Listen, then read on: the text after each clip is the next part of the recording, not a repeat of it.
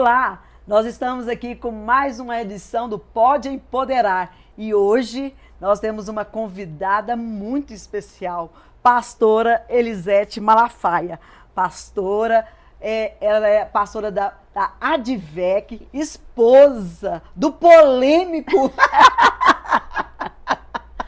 mas tão abençoado, pastor Silas Malafaia. E esse casal tem feito um trabalho belíssimo para ajudar, para abençoar o povo brasileiro, e não somente o povo brasileiro, mas todos aqueles que têm a oportunidade. Amém. Pastora, seja muito bem-vinda à nossa conferência Mulheres Empoderadas. Pastora Cássia, é um prazer estar aqui com você e nessa conferência de mulheres que eu tenho certeza que vai ser uma bênção. E vamos falar um pouquinho, né? E ser casada com esse marido polêmico é uma bênção. Porque cada dia tem algo novo para a gente orar, sabia? Para interceder. Ainda bem, olha, eu creio que o pastor Silas Malafaia, ele é esse homem que ele é, porque ele tem uma base muito grande sustentando. Sim, com certeza. A mulher é a forte auxiliadora, né? Então, a gente sabe que o casal, quando eles se entendem e sabe o papel que cada um tem que realizar, né? Então, o nosso papel como mulher é ser a forte auxiliadora. E, graças a Deus, Deus tem me capacitado para ser essa forte auxiliadora. Pastora Elisete, quando se deu esse chamado de Deus para a sua vida? Eu acho que você é filha de pastor. Sim, eu sou filha de pastor, nasci num lar cristão. Meu pai foi pastor em Minas 11 anos, eu nasci lá. E com 4 anos nós fomos para o Rio. Meu pai foi ser pastor da Assembleia de Deus da Penha. Foi pastor 59 anos. Eu conheci o Silas na igreja.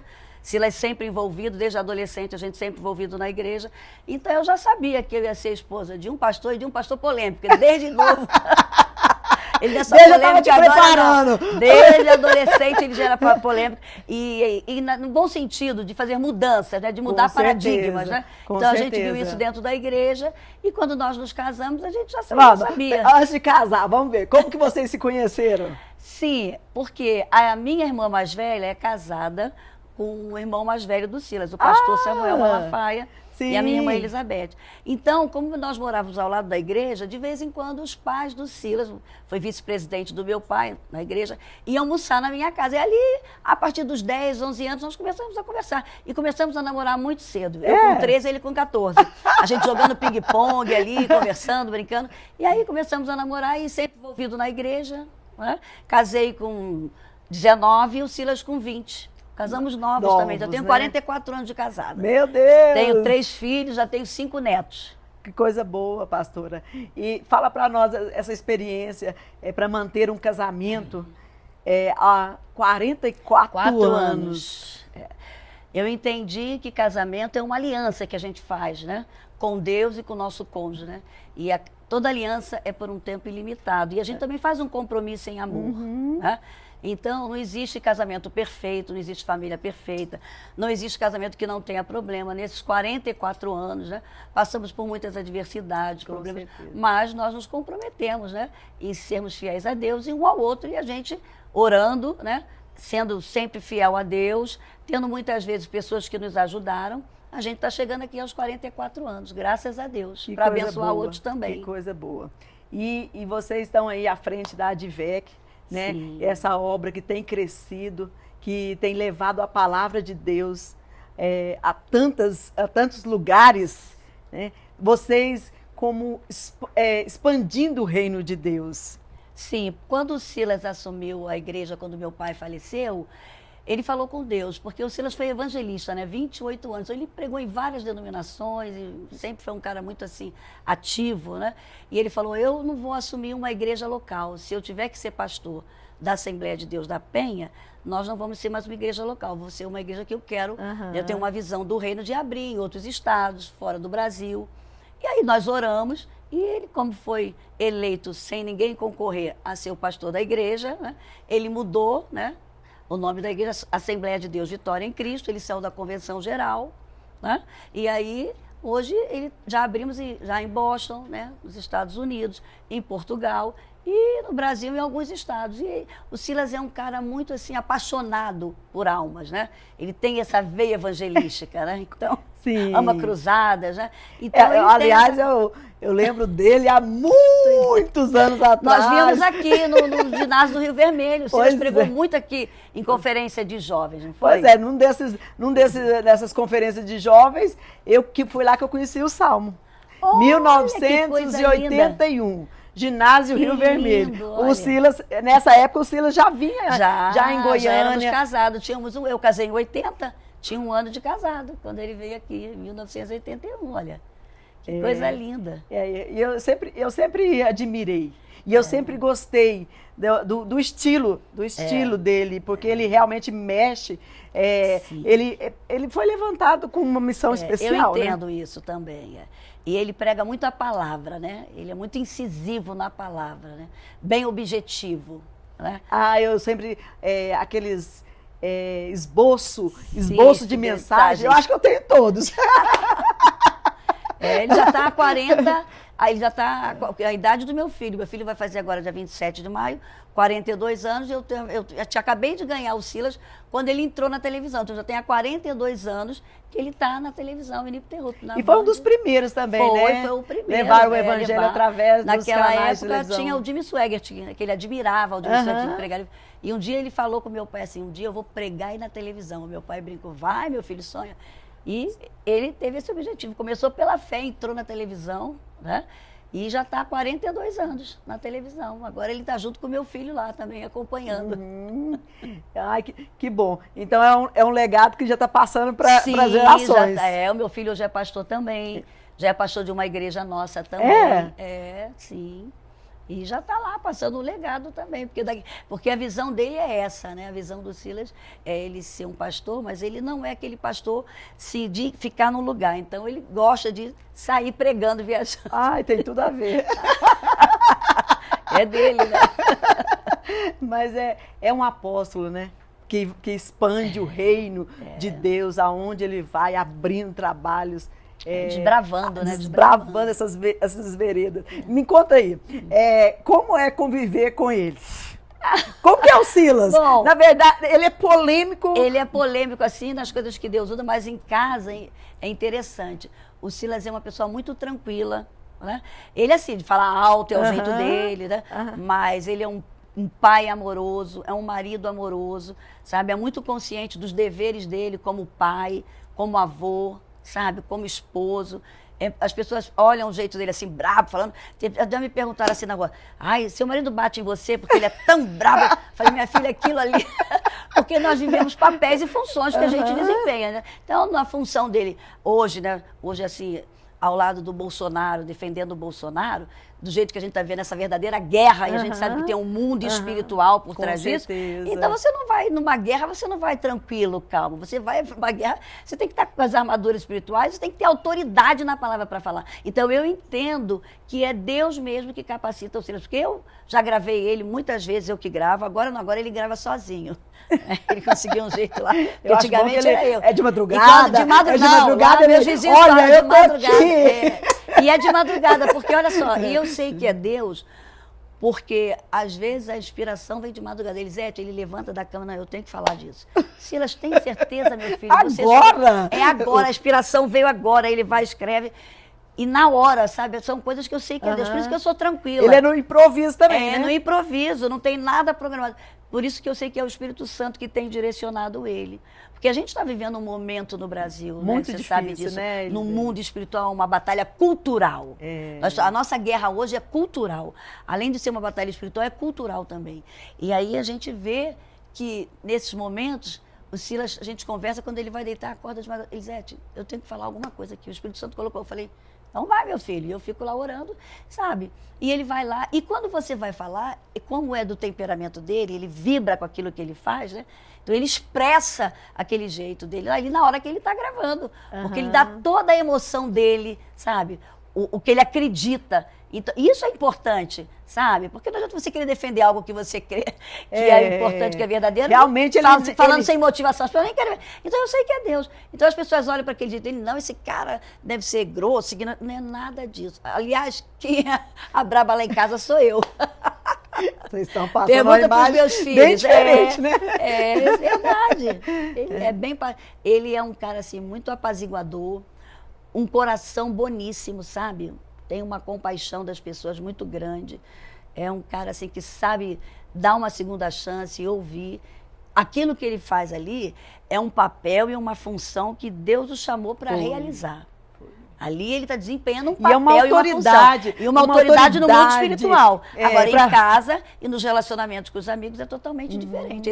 É porque as pessoas vêm ali e pensam que é o tempo todo assim, né? Não, ali ele está desempenhando uma função e um papel que Deus designou para ele cumprir. Para essa nação, né? Porque eu acho que ele está também despertando aqueles líderes que estão... eu acho assim que despertou um mover na nação, de que nós estamos aqui implantando o reino de Deus. Porque só existem 2 reinos nesse mundo. O reino de Deus, o reino da luz, o reino da verdade, e o reino das trevas, o reino de Satanás. Então a gente agora entendeu que a gente está numa batalha de reino. Então a gente tem que lutar. Ele foi levantado, vocês foram levantados, quando eu falo ele, vocês, sim, né? Foram levantados para realmente mudar essa cultura. Porque a primeira coisa, antigamente a televisão era do diabo. Sim. Aí o diabo tomou conta, né? Até pra gente agora, a gente usar, realmente... É tudo difícil muito hoje. Difícil, né? A política também. Não, crente, cristão não envolve com... Isso é tudo estimado do diabo. Nós somos cidadãos, né? Claro aqui que nós desse temos que reino. exercer. O que a igreja errou durante muito tempo é que havia aquela cultura que nós éramos só seres espirituais, né? E a gente não estava aqui para reinar. Então nós estamos aqui implantando o reino de Cristo. A oração, venha o teu reino, a gente está implantando o reino de Deus. E nós falhamos quando nós deixamos de assumir os 7 montes dessa nação. Quais são os 7 montes dessa nação que hoje a gente tem batido nessa tecla e as igrejas se abriram para isso? Hoje nós temos que ter pessoas na política, né? Na educação. Você vê como a educação é fundamental, eu tenho um genro que é professor universitário e a influência, né, da esquerda nas universidades fez a cabeça dessa garotada. A gente viu o resultado hoje. Então, na área da educação, na área da política, na área da saúde, na área da economia, na área das artes, do cinema. Com certeza. Nós deixamos para eles tomarem conta. Então, tomaram conta e colocaram a cultura deles. E agora a igreja se despertou, né, para esses 7 montes que a gente tem. A igreja se despertou. O que eu acho lindo é que tudo isso veio trazer assim um envolvimento do reino. Hoje, a gente não tem mais essa coisa da denominação. Nós estamos aqui lutando por um reino que nunca terá fim. O reino de Cristo que a gente está implantando nessa terra. Elisete, você é uma mulher espiritual, você é uma mulher que tem uma sensibilidade. E o que você pode nos falar dos acontecimentos que nós estamos vivendo aqui no Brasil, não somente no Brasil, mas agora, né, vendo essa tragédia do Rio Grande do Sul, qual que é a sua visão a respeito disso? A minha visão é que Jesus está voltando. Os sinais estão aí, né? A gente não sabe quando, mas está sendo preparado o mundo para o retorno de Cristo e que vai haver uma seleção realmente, né? Quem é puro vai se limpar mais, quem é sujo vai se sujar mais. E aquilo, nós temos que entender que como igreja, a gente está aqui nessa batalha e a gente tem que se revestir das armaduras espirituais. É isso que a gente tem que bater na tecla, que nós somos soldados do reino de Cristo, como Paulo fala em Efésios 6, a partir do versículo 10, quando ele diz, no demais, irmãos meus, fortalecei-vos no Senhor. Hoje nós temos que nos fortalecer na palavra, temos o fundamento da palavra, né? Passarmos isso dentro da família para os nossos filhos, porque eles hoje estão sendo bombardeados, né? Na área cultural, a gente sabe hoje, né? Que aí a ideologia de gênero está aí, fazendo a cabeça dos meninos desde cedo na escola. Você vai decidir o que você quer ser. Você não precisa ser... As aberrações. As aberrações que se fala hoje, né? Você vai decidir se você vai querer ser menino ou menina, não importa. Não, nós temos que ter a base bíblica, né? Deus fez macho e fêmea. Então eu acho que a família, a guerra hoje é contra a família. Porque eles querem tirar o poder da família para passar a ser o poder do Estado.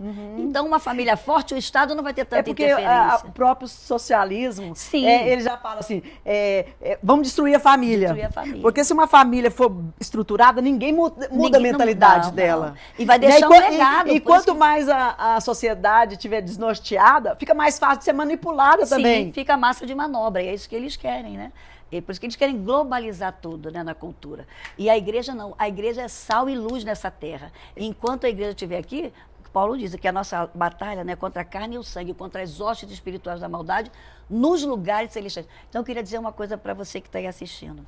A nossa luta não é contra o ser humano. Nós não estamos aqui para lutar com o ser humano. A nossa luta são contra demônios. E demônios são espíritos. E eles precisam de corpos para atuar. Então, a nossa oração tem que ser para se quebrar essas legalidades demoníacas que estão sendo dadas no nosso país, como a gente tem visto aí.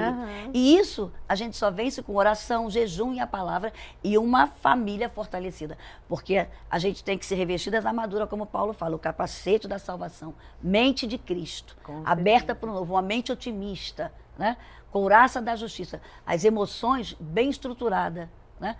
Cinturão da verdade, andar na verdade, não adianta, porque a mentira tem perna curta. Então tem que andar na verdade, o cristão tem que andar na verdade. Calçar os pés com os sapatos da paz, onde for, ser um promotor de paz. Tomar posse do escudo da fé, porque a Bíblia diz que a fé é que faz a gente ser vitorioso nesse mundo. E eu acho assim, hoje mais do que nunca nós temos que andar pela fé, né? Com certeza. E a fé faz a gente ver o invisível, crer no incrível e receber o impossível.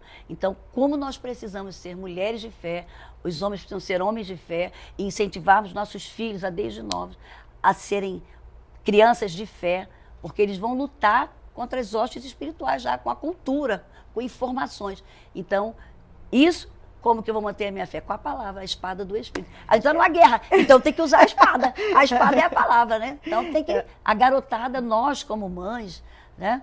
Você que é mãe, que é pai, você tem que ter a palavra dentro da sua casa.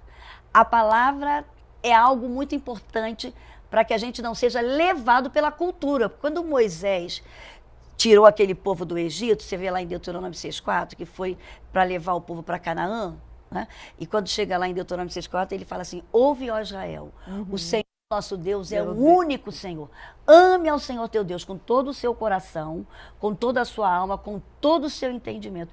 E fale disso para os seus filhos, ao deitar, ao levantar, ao passear. Então, hoje, mais do que nunca, a gente precisa, né, de famílias, né, casais que tenham uma estrutura espiritual, que sejam modelo para os seus filhos, para que eles tenham prazer de casar, para que eles tenham prazer de ter filhos. Porque hoje eu trabalho com família, eu atendo até dentro da igreja, meninos e meninas. Vou casar não quero casar não. Para ser igual meu pai e minha mãe, igual gato e cachorro, cada um dorme no quarto, obrigado, né, ou vive de aparência. Ou então está sendo levado pela cultura. Não vou casar não, porque eu quero a minha independência, né, hoje não preciso casar, posso ter... Não. Então, quando você cria seus filhos amando a Deus, priorizando a Deus, eles vão querer dar continuidade ao reino. Porque como é que o reino vai ter continuidade?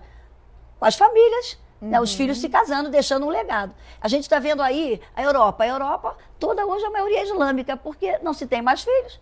E o cristianismo acabou. Então, está sendo... E a guerra cultural vai ser... O Oriente com o Ocidente vai ser o cristianismo e o islamismo. Vamos nos preparar para isso. Elisete, você também é uma mulher que tem levantado, tem sido mentora de outras mulheres para serem líderes. Sim. Fala aí sobre o seu trabalho e incentiva essas mulheres a se despertarem para o propósito de Deus. Eu tenho um trabalho lá com as mulheres vitoriosas há 22 anos e eu sei que toda mulher nasceu para liderar e a mulher tem um poder de influência muito grande. Então eu quero dizer para você que a mulher aí, você tem um poder de influência muito grande dentro da sua casa.